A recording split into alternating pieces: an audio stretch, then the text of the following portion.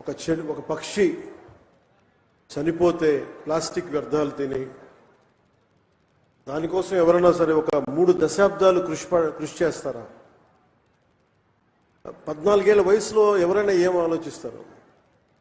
ఆడుతా పాడుతూ తిరుగుదామని, అటు ఇటు తిరుగుదాం అనుకుంటారు. కానీ పర్యావరణం గురించి ఆలోచించే స్థాయిలో ఉన్నారు అంటే ముందుగా కొమ్మెర అంకారావు గారిని ఈ కార్యక్రమానికి విశిష్ట అతిథిగా పిలిచినందుకు మనస్ఫూర్తిగా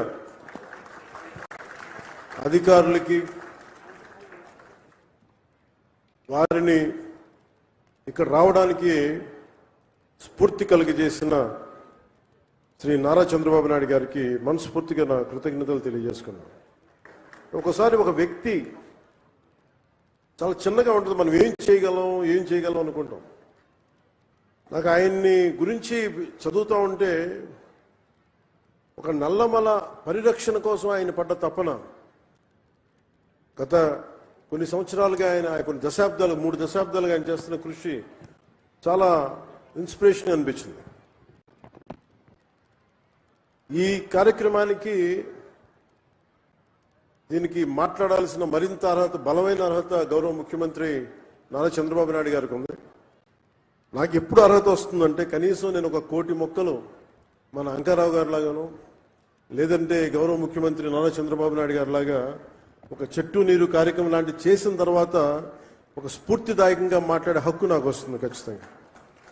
ఇప్పుడు దాకా నేను పర్యావరణం కోసం వ్యక్తిగతంగా చేశాను కానీ కొన్నిసార్లు, కానీ నాకు ఇప్పుడు ఈ అటవీ శాఖ కూడా పర్యావరణం 2 నా దాంట్లో ఉన్నప్పటికీ నేను వచ్చే సంవత్సరం ఇదే రోజుకి కనీసం ఒక 1 కోటి మొక్కలు నాటి, అలాగే ఫారెస్ట్ ఫైర్స్, అడవిలో కార్చిచ్చులు కనుక ఆపగలిగి, ఇందాక మన అంకారావు గారు చెప్పినట్టుగా, కొమ్మెర అంకారావు గారు చెప్పినట్టుగా అడవుల్లోకి గొర్రెల్ని పొట్టేళ్ళు మేపడానికి తీసుకుపోయి అక్కడ గడ్డి కోసం కాలుస్తూ ఉంటారు.